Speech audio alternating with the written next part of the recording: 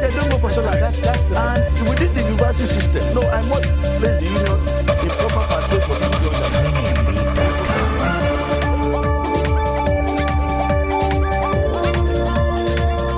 Hello and welcome to the program. I am DEJI360. Now, Nigeria may be celebrating her centenary, but the country is in deep mourning for the over 40 students of Federal Government College Buni Yadi in Yobe State, northeast Nigeria, killed by radical Islamist sect Boko Haram. The sect attacked the secondary school students as they slept midnight Tuesday, February the 25th, killing several of them, burning their dormitories and, of course, classrooms. Some of the female students were taken away, obviously, to serve as sex slaves. What a terrible story. Now, it appears there has been some kind of resurgence of the insurgency. This year alone, the sect members have killed over 200 persons in attacks spanning just 2 months. Here is a brief timeline. Now, let's go to, we take a look at the first one now. Now, what's happening? Yeah, there you have it. January 9th, 38 persons, or 38 Boko Haram suspects actually killed at Damboa town, and 1 soldier also killed in that operation. The operation was actually launched by the military. We move to January 14th. 7 persons killed in suicide bombing at GSM Market, Maiduguri. GSM Market, Maiduguri, very popular GSM parts and GSM phones sold there, and that market is right in the heart of the capital of Borno State, which is Maiduguri. We go over to January 27th. 74 persons killed in attacks in Borno and Adamawa State.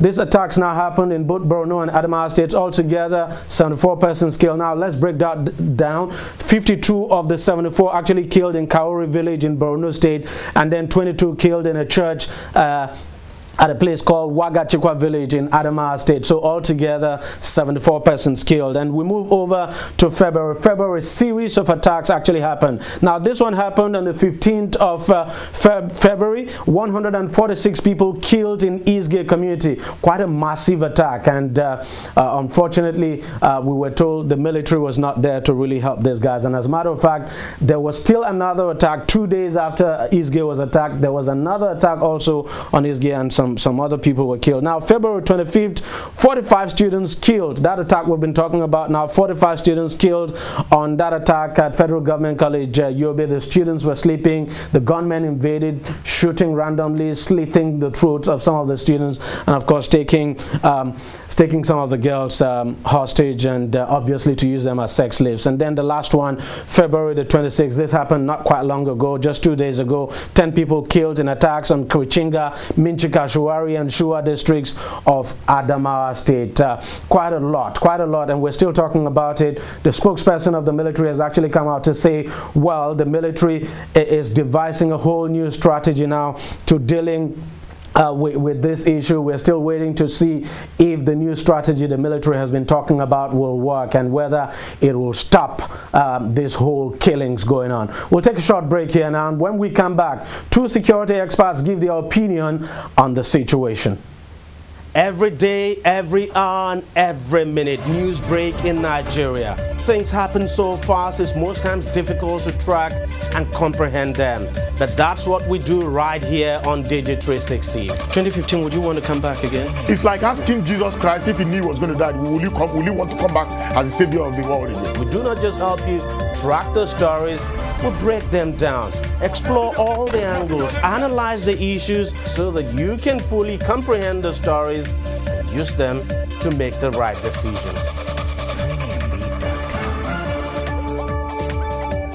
Welcome back, and if you've just joined us, you're watching DEJI360 with me, DEJI360, and today we're looking at the Boko Haram terror campaign. Joining me on the program right now here in the studio is Mr. Simon Udia, who is a security consultant, and joining us on the phone is retired Captain Ali Omar.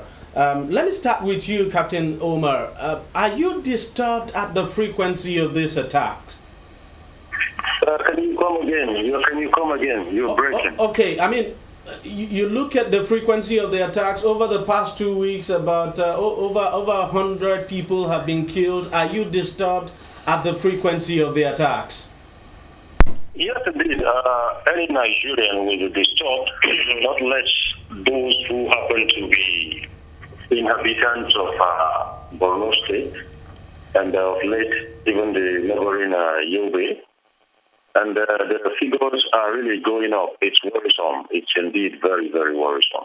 Does it mean, as the governor of Yobe State suggested some time ago, not Yobe now, I think Borno State suggested some time ago, that the military is being outgunned and that these guys are better equipped than the military? Do you think that is the case? Well, I empathize with the governor of Borno State. Anybody in his position will definitely feel that way. The indicators we are getting on ground are pointing in that direction, but I can tell you, in the real life situation, based on what the military is known to have and its capability, that cannot be true.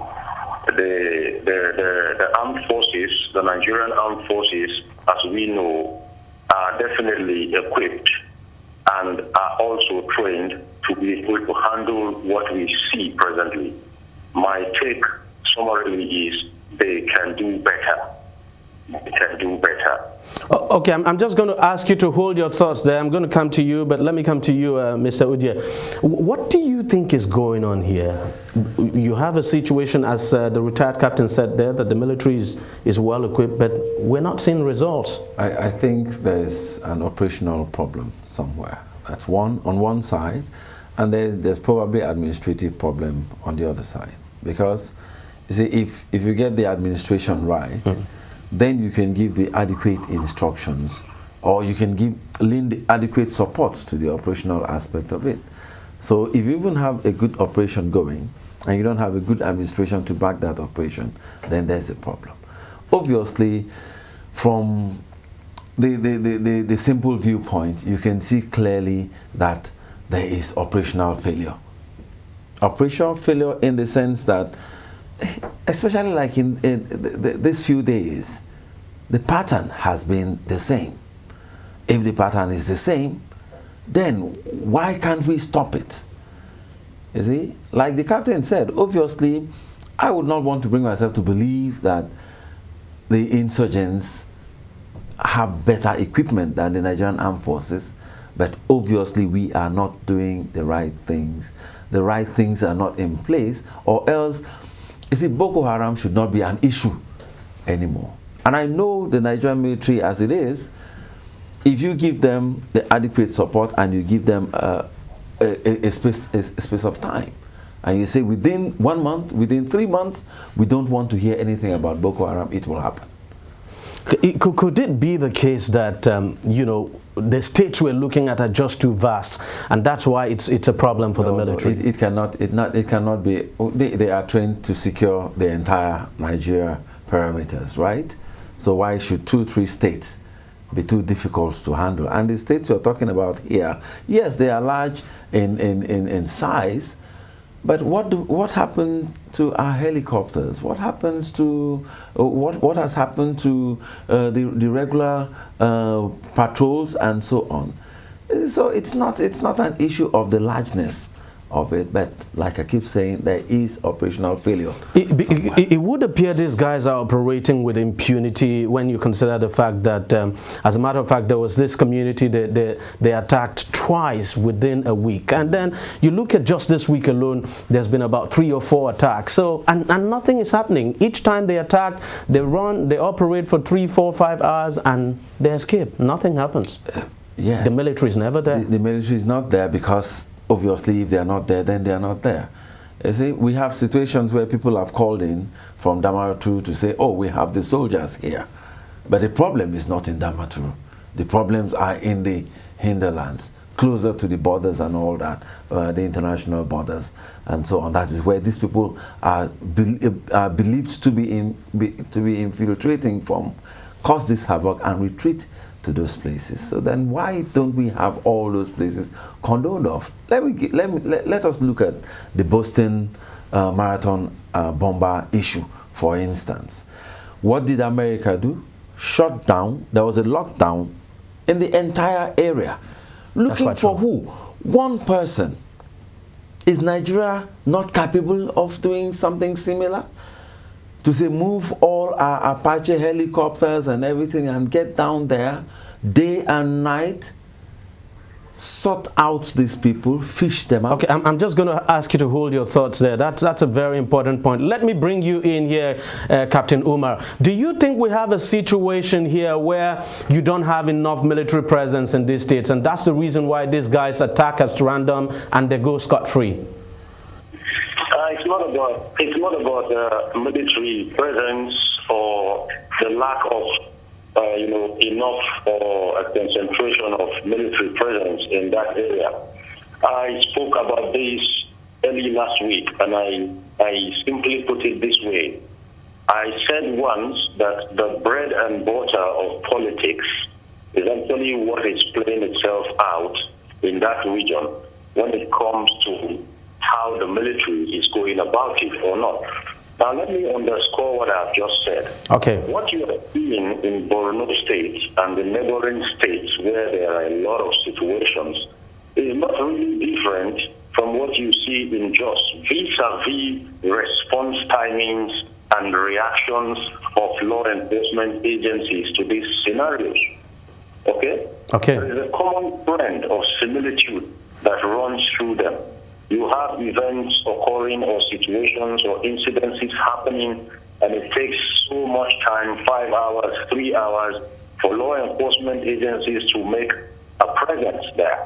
Mm-hmm. Now, this is it's not normal. If you do something the same way, you're going to get the same results. So how come we're having a build-up of these delayed responses? The capability and the capacity come into play here. We ask questions. If they are capable, do they have the capacity to do it? Now, don't forget, the armed forces and other law enforcement agencies do not exist outside of our democracy. That's quite true. In fact, they are subjects of a civil democratic dispensation. So they cannot outpace their democratically elected leaders. Now, I make bold to say here that we lack the will. We lack the will, actually, to face and confront this problem once and for all. So the mirror of what I've just said, the military is just like a mirror unto us of where the political will to face our problems is lacking from. Don't forget, we are talking about the same military that was in Mali a short while ago. I was just going to ask you that. Why is it that the military succeeds abroad and it's not succeeding here at home? That in itself points fingers at the political will or lack of it to bail this cat we have in the Northeast. Okay, let me just ask you to hold on there. I'm still going to come to you. Mr. Adia, you just heard him. Do you think it's the lack of political will, as he said? I obviously share the same view with him. You know, in an analysis I made recently, I made it clear that, you see, when you go to United Nations operations and so on, there are international rules to cope with. And then the Nigerian military goes there, succeeds, comes back with medals and so on because of the level playing ground they have there. But then they come back home, like the captain has said. You see, they have their masters to report to.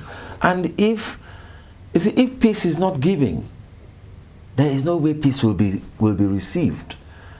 You see, if that part, the northeastern part of Nigeria does not come together and say we want peace and remove politics out of this and say we want peace restored to that region, peace will not come. You see, the peace you get today is the peace you have asked for to get. It happened in the Niger Delta, like I said before. You see, it took the Niger Deltans themselves to say now we are ready for peace. You see, and then the federal government opened up to them and said, okay, we forgive you your sins. You see, but in the case of these guys, we don't even know what they want. You don't even know them. But you know, let's just because we have to wrap up. What do you think the military should be doing, or what do you think the country and the government should be doing at this time to stop this? Because as we speak, there's a possibility that there's an attack going on somewhere. We won't know until probably tomorrow. Remember that the federal government has tried in its own way to open up dialogue, and that has not worked. Obviously, it has not worked. So the next point of action is a total military action in the area. And then you see, when you say total military action, okay, innocent people will suffer.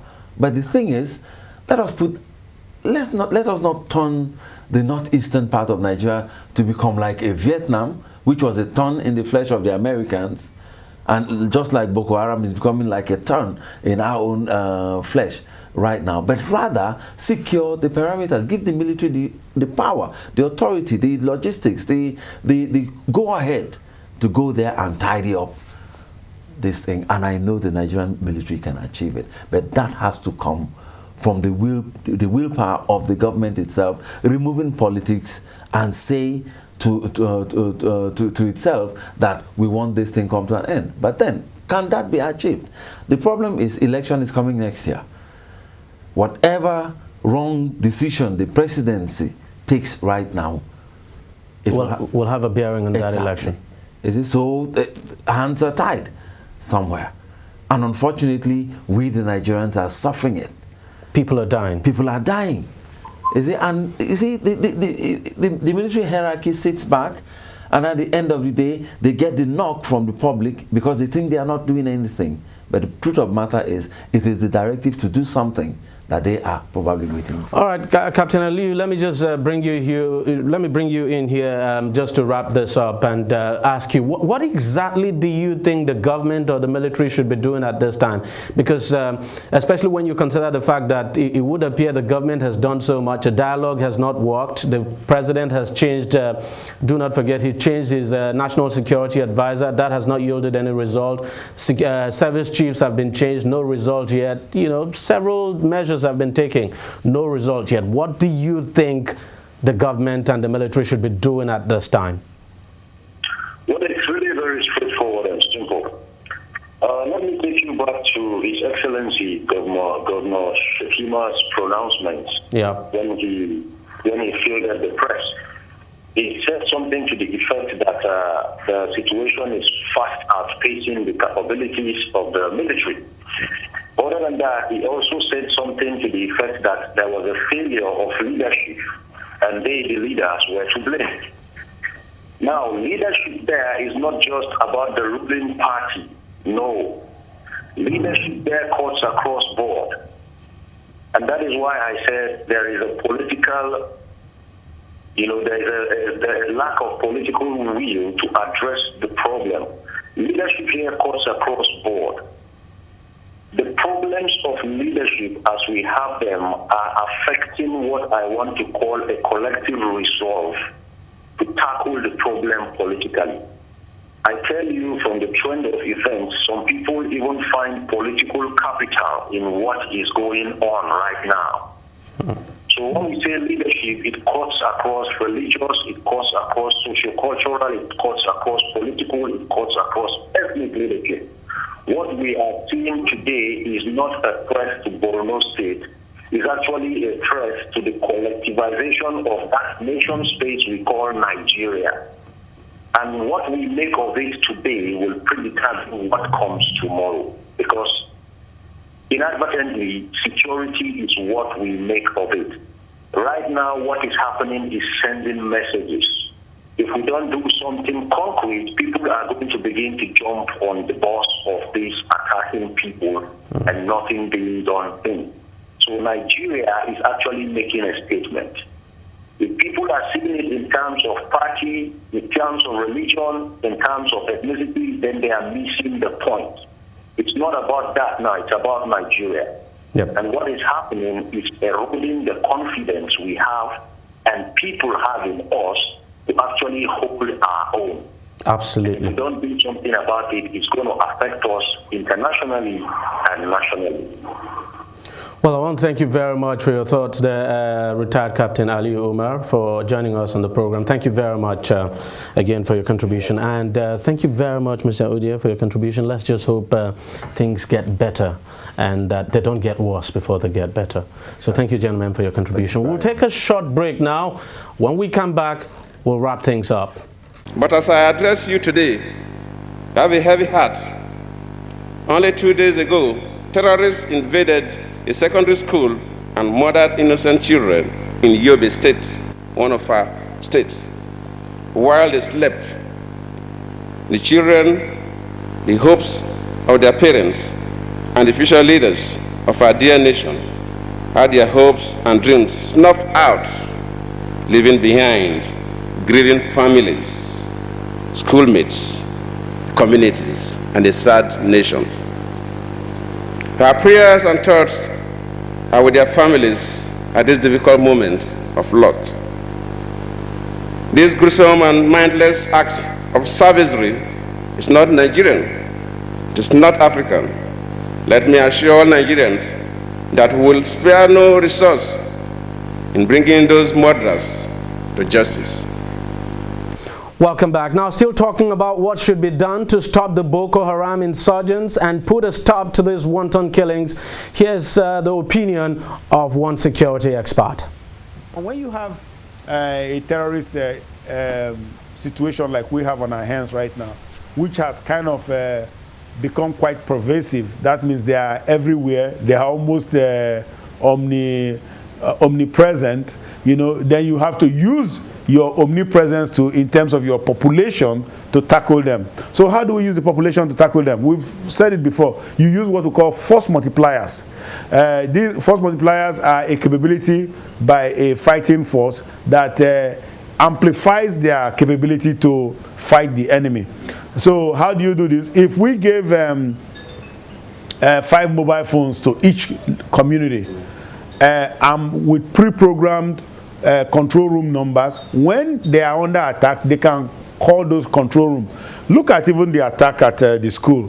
It took them 5 hours. Isge, 5 hours. Bama, 5 hours. So we now know another thing, that consistently BH spends 5 hours when they attack a community or a given institution. So I mean, that means there is plenty of time for response. And that response didn't come. That's the worry. Yeah, but how timely was the information going into the command center? You see, that's the whole thing. We need to establish command and control.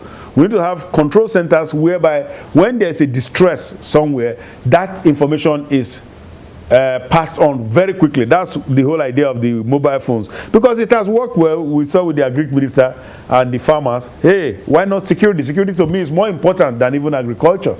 And so that's really what it is. So if we are able to empower these people, give them pre-programmed mobile phones, and you just push a number or push a button and you are calling in that community, we've pre-programmed it so we know where the distress call is coming from. That will now enable the authorities to respond much quickly, because the area, the geographic zone is very vast. Borno is the largest state in the country. The geographic zone is very vast. Adamawa is another behemoth of a state. So the area is very vast. Now they are not restricting the attacks only to Borno and Adamawa. Of course, they are still attacking Taraba. They are attacking Bauchi, they are attacking Gombe, they are attacking Kano, they are attacking Kaduna. But at least in the hot zone, that is the areas under emergency rule right now, if we could put in that force multiplier concept in place, that would enable us do a lot of things, you know, very quickly. And I also want to say that if the military authorities will get threat assessment software, you know, and train some of their people in how to run this, we can predict with certainty where they're going to strike next. Because if we know where they're going to strike, again, we can now use that law enforcement approach. If we know where they're going to strike, we can mass resources there so that we can respond to them. But right now, if you are, what is happening right now, the current tactic is for us to mass along highways. They don't go on the highways anymore. If you look at the vegetation of the area, you will see that the bushes are sparsely vegetated. Exactly. So you can drive through the bush. It's just there are roads there. All you do is just dodge the little clumps of grass here and there, and you get to where you are going. So that's how come it's easy for them to go through the no roads and be able to make it into communities that are poorly defended and attack those communities like Isge that you mentioned and destroy them. Now, hopefully that suggestion would help. The killings must be stopped at all cost. We can't as a country afford to continue like this. That's it on the program. If you want to watch it again, it's simple. Just go to our website, tv360nigeria.com. You'll find the program and lots more there. You can also watch us on YouTube by subscribing to our YouTube channel. It's youtube.com/TV360Nigeria. Follow us on Google Plus at TV360Nigeria, and you can like us on Facebook. The address is facebook.com/TV360online. You can also follow us on Twitter. Our handle is at TV360 Online. Thank you very much for watching. I am DEJI360. We'll see you next week.